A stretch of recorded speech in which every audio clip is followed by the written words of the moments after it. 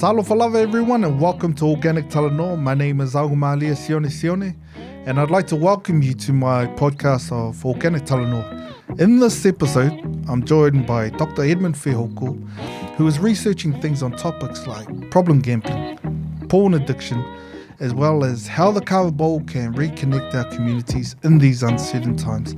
I hope you'll find something interesting and meaningful in the Organic Talanoa to support you in your journey in life. This one's for you and you and you. And you and you and you. This one's for you and you and you. Da da da da da. Talofa love everybody.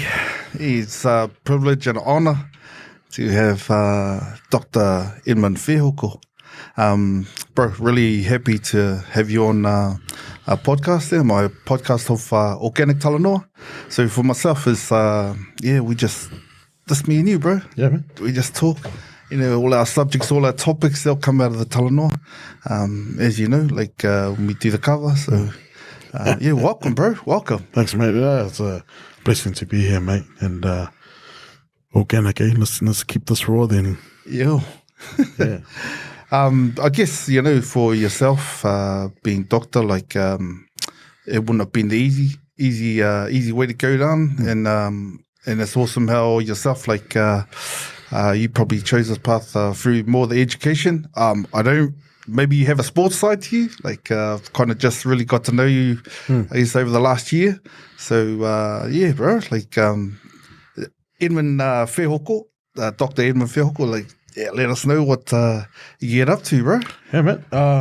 So currently I'm a postdoctoral researcher at the University of Auckland, based with the School of Pacific Studies. Currently doing some research around some topics that a lot of people don't want to talk about. Pornography, social media addiction, and also online gaming and gambling.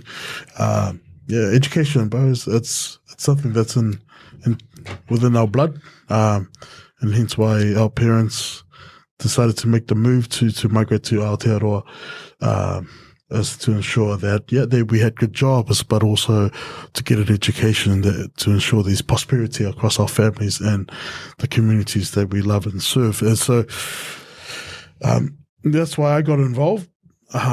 In regards to sports, bro, I love watching sports. I can barely play any, but the go-to sports for me, bro, is cricket, and enjoy some basketball as well. I'm not a big rugby fan, but I love watching it.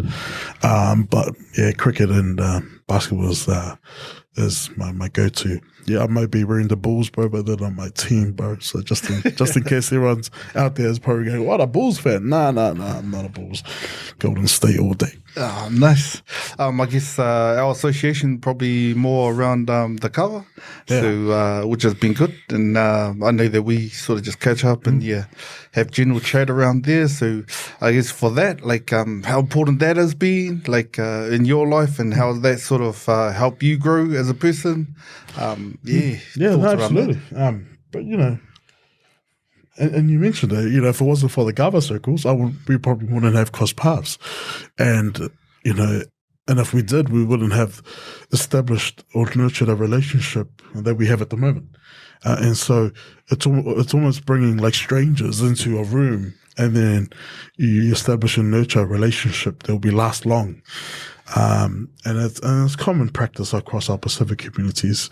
I think for me, at the age of 14, when I first started drinking with my dad, who was the kavaholic himself, at the time I wasn't fluent in the Tongan language, nor I barely understood the Tongan culture, and I only knew what I knew from home and from my beloved grandmother. But as time went by and I got older, through the socialization of the circle, and also by drinking kava as a representation of a symbolic metaphor of the land, of the whanua back in Tonga. And as being a New Zealand born myself, drinking kava was my reconnection back into the homeland. And it was something that I wanted to instill in me when I entered university, that I'm entering a Western institution by maintaining a sense of culture by drinking kava. And so when I had the privilege to graduate with my undergraduate degree and enter the field of research, that's what I wanted to explore, was to see if I was going through a similar journey, imagine what other New Zealand-born Tongans were facing. And it's my hope that, it's a common practice within Tongans, but Samoans do it, Fijians do it, Ni Vanuatu do it, and other Pacific cultures do it. So my hope is that if it's not through kava, there should be a cultural practice out there within our Pacific cultures to allow these young people to have a sense of cultural identity in a very Western society that we live in, like New Zealand. And so hence why I practice it, bro. I drink. I'm not a kava hierarchy, and my wife will probably say the same thing, but when I have the opportunity, and if she gives me the visa for it, then I enjoy having a good time, and it's just almost like a wind down from a week's work, and just having an opportunity to talk with not just men and with people in the same age as myself, but also elders as well. And that's a beauty and a rich opportunity that we barely see within our Pacific culture. And if we did, you've got to show the whāaro and show these values that you do with our Pacific elders. But in the kava space, man, everyone's open, and we all grounded by the kava, but it's just an open talanoa, like what we're having now, right? And I'm pretty sure, I'm older than you. But just having the opportunity to share in Talanoa, we can't do this outside in a way in front of other Pacific elders. So I guess that in a nutshell, that's why I enjoy the kava circles, and my hope is that other Pacific cultures revitalize this cultural practice and maintain it here in Aotearoa. Do you find with the elders, they see you being part of the kava, which is cool, and then they sort of bit of acceptance from them, but in terms of do they open up a bit more around maybe share around their cultural values, around culture within the Tongan circles? Do you think that talanoa comes through as moving that onto the next generation? Oh, absolutely. You will hear men share their personal experience, and they a lot of the stories that are being told in the kava circles or any cultural practice is not being told directly at you, but is metaphorically indirect to you, if that makes sense. So they'll tell a story, but in a way it's hitting you in a way that you don't know it's hitting you. And so, man, I remember when I first entered, and I was reaching the teenage years around 18, 19, 20, and the men were like, hey, you're too young to drink this. Go have fun, go party in K Road and all that stuff. This is a man's drink, right?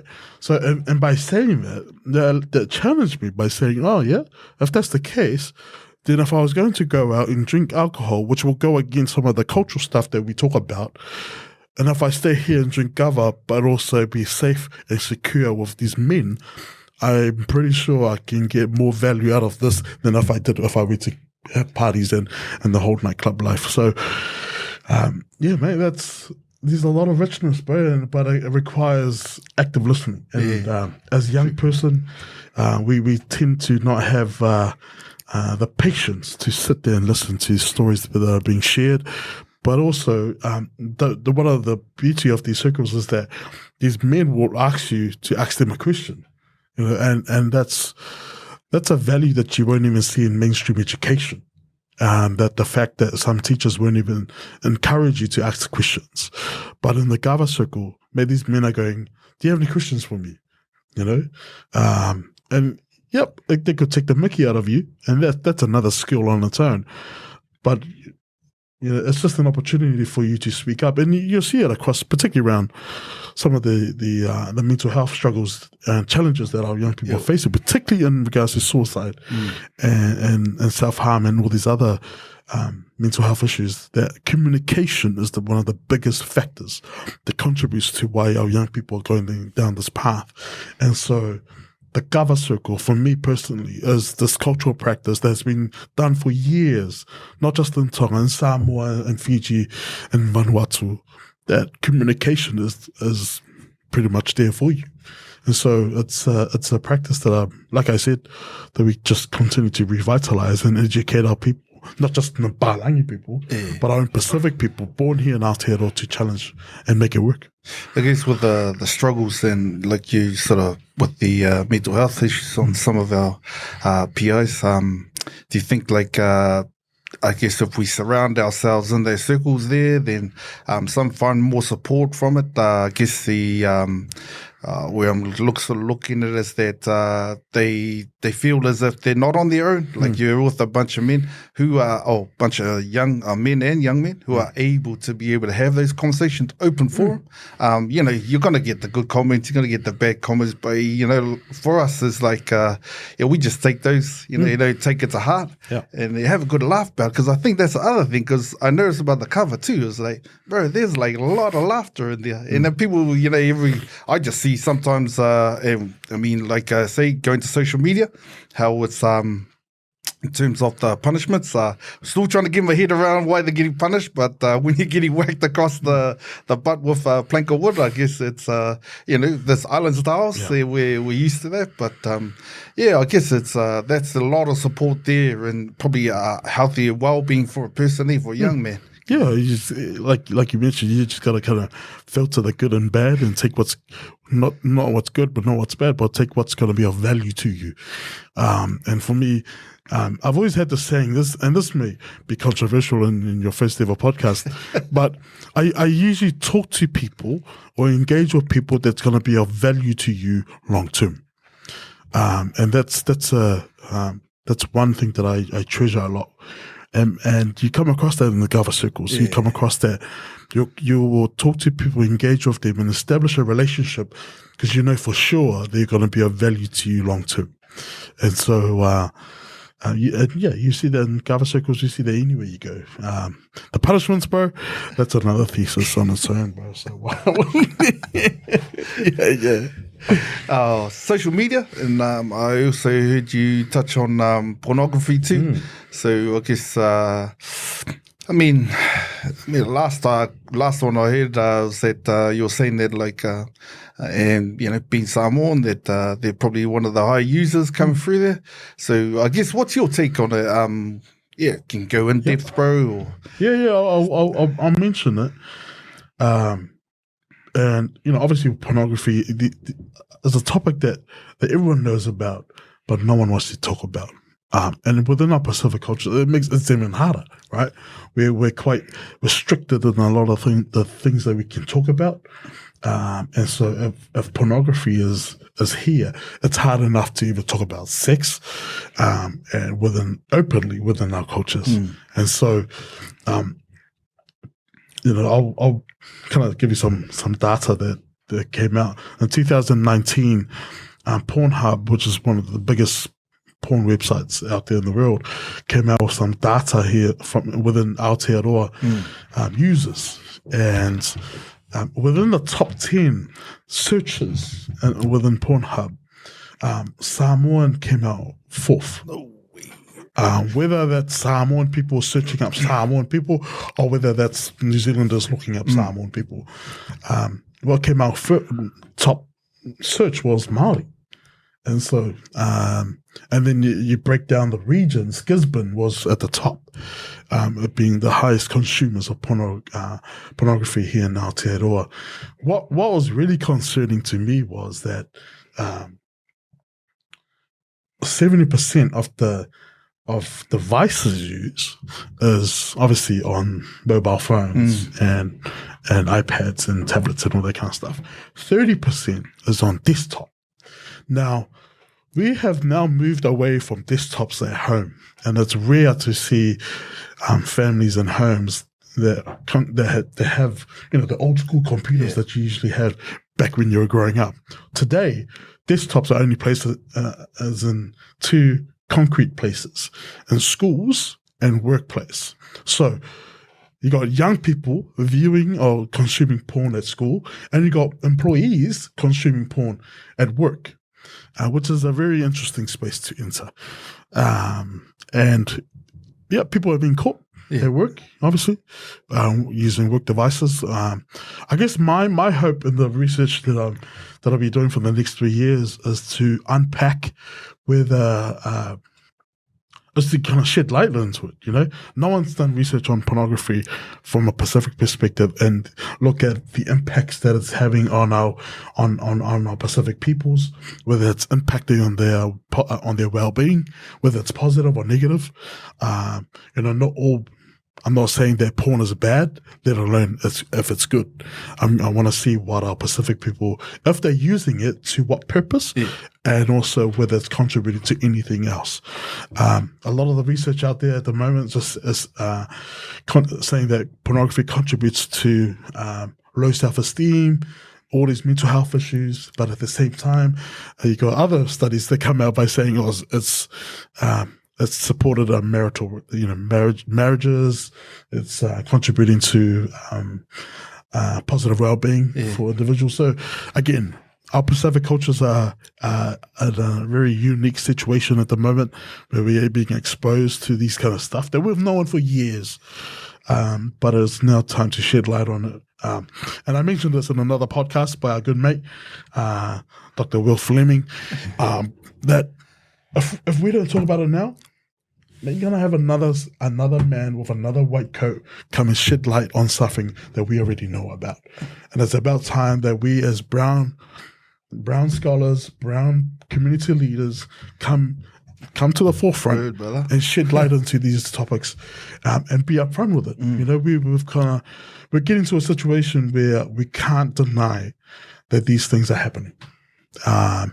And we've just got to acknowledge it and move on with it and address it and tackle it. Like it's like what we've been doing for years on the rugby field. Yeah. Let's do it on the years and addressing all these sensitive issues. Kind of funny though, we are used to be confrontational in sports, but then when it comes to issues like that, then we kind of just start moving to the back. Like say, for example, church, we'll sit right down the back, while they lead up the front, and then it's topics that the two of us say we should be ones leading, because once again, brown people open up to brown people. It's like we know our people, so it's understanding that. It's funny you say that, because if you look at it, right, you mentioned it, we're confrontational people, and yet when we confront our personal and sensitive issues, we use two things as an excuse or a barrier to move away from it, which is culture and church, right? And we say, no, that's not part of my culture. And then go, no, that's not part of my church or religion. And yet we still talk about it outside church and our culture as well. And so I'm at that point where we can't use these enablers, these positive indicators within our society, culture, and church as a barrier to for us to start addressing all these sensitive issues like pornography.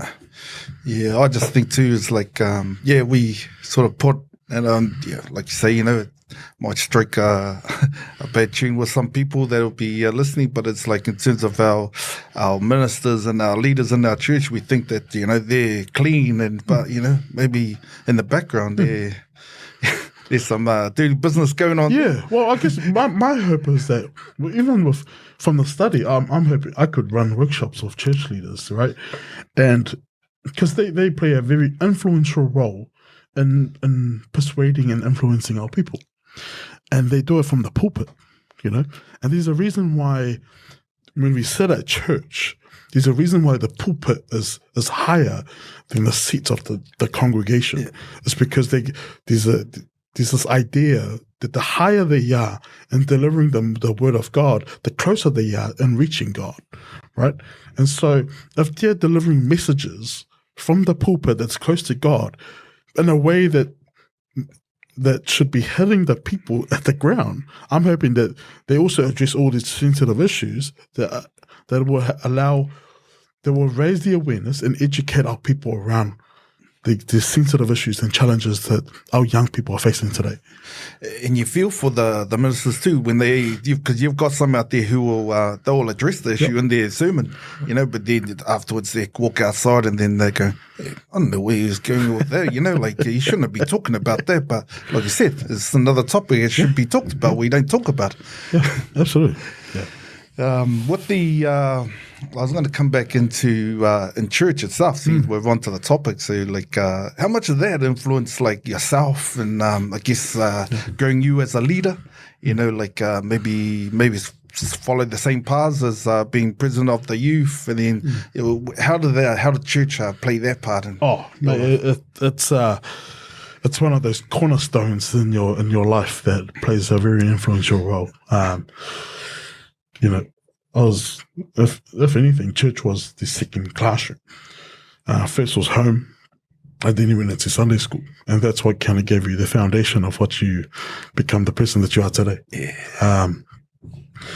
I was fortunate enough to attend that I'm currently attending the church of the Possibly Tongan Methodist Church, and it's the mother church of all Tongan Methodists here in Aotearoa. And you know, there are some amazing leaders that were there that they constantly and continuously become my go-to people as role models. I wasn't a popular person within the youth, and I mean that's only because I didn't follow what other young people were doing in my church, right? I only went to church and obeyed what my parents were telling me to do. Went through Sunday school, went through White Sundays, become a lay preacher, and you know, continue what my parents are doing. There was a recent photo that I saw on, you know, Facebook memories, right? You see what did past years on the exact same day, and it was a photo of me standing at the pulpit, and I was looking at the congregation, but there was only one person on that photo, and that was my grandmother, who passed away last year, and that memory, it brought back a lot of emotions of me standing there. And having my grandmother on that photo looking up at me, and me hoping she was proud. And, you know, that was, it was through her prayers. It was through her constant messaging and motivation to tell me to go to church, do your prayers and all that stuff in order for me to reach the position that I'm in now. It was through her prayers that I was able to obtain my PhD and my parents. Nice. And that's why I give all glory back to God, and also the small prayers that I did, but it was through the silent prayers of my grandmother and my parents that allowed me to become the person that I am today. And so, when I got married in 2015, bro, when I always tell my wife that, hey man, you took me away from my best friend, and I think my grandma, you know, she loved my wife, and all she wanted was for me to have a daughter, which had the privilege of having last year. And also having her see my daughter before she passed. Oh, awesome! So that's how big faith is to me, and I constantly talk about it. And I think it should be something that we should not shy from when we talk about our own journeys in any space, whether it's through podcasts, whether it's in public speaking, or even in university education. There's nothing wrong by acknowledging God and the prayers that a lot of our ancestors have left behind for us. And we should constantly just continue to do that for our people. No doubt your grandmother would be happy for you, bro. Like, and then I think, you know, for us, the younger ones come through is like, in terms of that we forget that, you know, looking after our elderly, you know, taking the information without them going to the dying with that information, you know, valuable information in there, so, you know, that we always converse with them as well. I also think that, you know, we forget that, man, they give you blessings as well, no doubt, bro, with your daughter. Yeah, absolutely. Yeah. She's the golden grandchild at the moment, and on the mother's side. But you know, you mentioned something about elderly, and for me here in New Zealand, that's something that we're lacking at the moment as intergenerational programs. It's a big thing in America. We have young people mixing and mingling with elderly. In a way that you can share knowledges and information and resources in a very safe way. And we don't have that in Aotearoa. And yet we have it within our Pacific practices, i.e. the whai kava. Yeah. You know, it's a space where elderly and young people come together and share insights, knowledges, resources, and information. And I think that when there needs to be something a bit more grounded here in Aotearoa around intergenerational programs, which you'll see a decrease of elderly loneliness. You'll see elderly abuse. You'll see that decrease if there are programs that have young people there as well. Yeah, and our elderly, all they want to do is talk. Yeah. And communication is a big thing, like I mentioned earlier, but even bigger for our elderly. I remember when my grandmother was still alive, every morning I'll drive to work and I'll call her. And all I want her to do is just talk. Even if it's gas bag or just gossip, just gossip about anyone, about her siblings or her children. It's just giving her the opportunity to talk, laugh, smile, cry, whatever.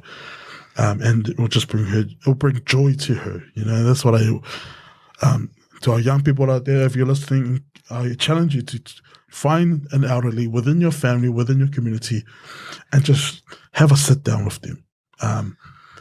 And that's what I'm doing with, my daughter. Yeah. There are times I just want to put her in the car, go for a drive, just talk to her. Yeah. Whether she understands or not, that's not my issue. But one day she's going to realize that, I took her out for coffee. All we did was talk. And it's about sharing that and, sharing knowledges, but also showing that you care and love within our Pacific values. Awesome how, giving your grandmother a call in the morning. And I bet you that probably sets up your day, actually. Oh, man.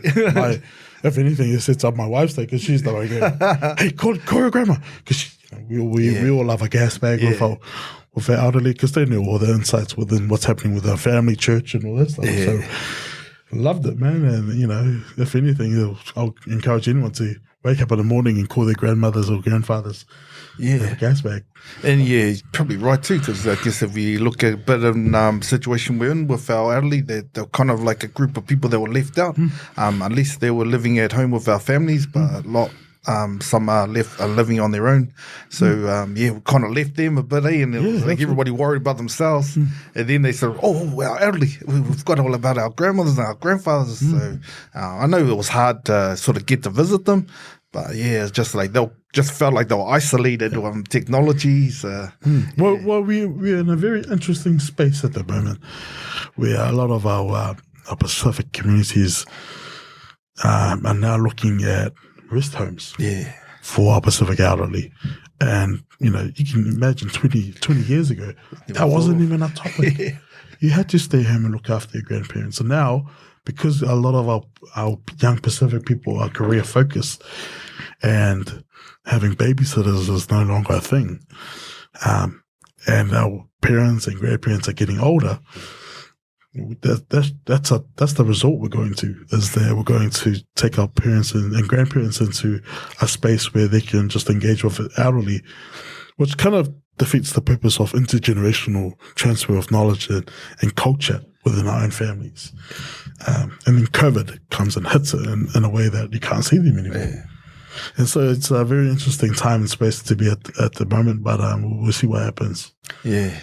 I guess with even some of hearing stories that some grandparents are bringing up their grandchildren, I guess mum and dad probably have to work, or they might not even be around, they're sort of worried about their own lives and forgetting about the kids.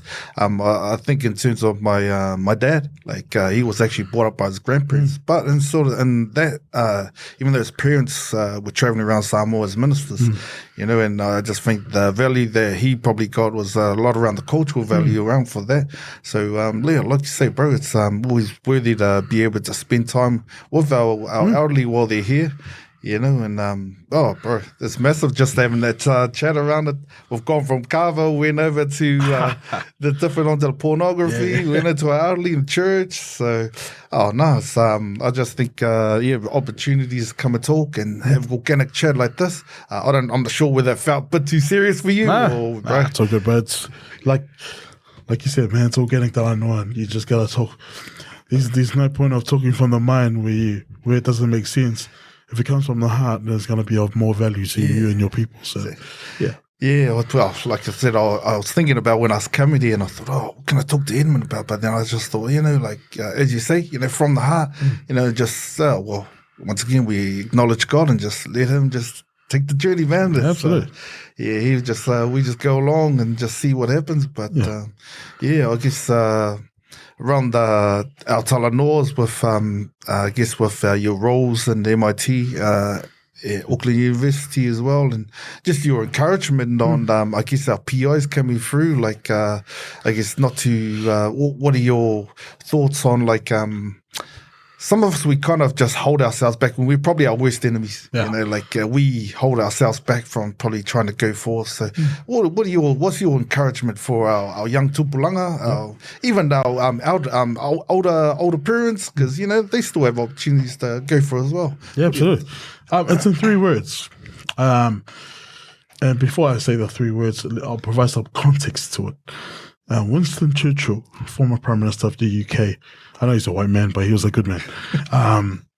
He failed to make university, right? So he applied to study English at the university, at Oxford University, and he failed. And so he continued with his life, entered politics, and eventually became Prime Minister of the United Kingdom. He was sent an invitation by the Chancellor of Oxford University to open up the Centre of English, the same university, the same school that didn't accept his enrollment into Oxford University. And before he cut the ribbon at the university, he turned around to the thousands of students at the time and he said 3 words: never give up. And three simple, basic words that we hear constantly, but without putting meaning to it. And I think it means nothing. And for Pacific people, if we put meaning into never give up, that will be our driver and into what we do in life, and where we eventually will be. And for me personally, I have a never give up attitude in a way that if it's not going to hurt me physically, then why stop? And for our young people, if, for example, if you're at school and you're applying for a scholarship and you're sitting there going, nah, I won't get it. I know for sure I won't get it. Put your name forward, because it doesn't hurt to put your name. And 9 times out of 10, you may be the only one that apply for that scholarship. And you could be the only one that receives it. Or if you're putting yourself forward to becoming a leader, put your name forward. There's nothing wrong with that. And if you're applying for a job, put your name forward. And with hope that through the prayers of your ancestors, from the encouragement from your parents and community, you will show a never give up attitude in anything that you do. And for me personally, that's what I hope to leave behind as a legacy for my daughter and then the next generation to come, is that if you're going to do something in life, have a never give up attitude in it, because one day you're going to reap the rewards. Kia ora. That was mean, bro. Oh man, awesome! Thank you. Thank you for making that so simple, like bro, like exactly where it fits in well with Organic Talanoa. Like bro, just never give up, you know. And I know, you know, I've probably gone through the experience as well, been knocked back. But as sports people, like, and even as people in workforce, like, you know, like we get knocked back a lot of times, Absolutely. Bro. I mean, I guess what really matters is, are you going to get back up and get going again? You know, So as you hit on the head. Never give up. So thank you, Edmond. You know, No worries. I guess we're winding this up, and no doubt you'll probably be around. I know you'll be doing a lot of other podcasts, but no doubt we'll be catching up for kava at some stage. But awesome, bro. Just your feedback and just your insights on life, bro. No worries. Just the way you see it and the way it's been happening. Man, thank you, brother. Kia ora. This one's for you and you and you. And you and you and you. This one's for you and you and you. Da da da da da da.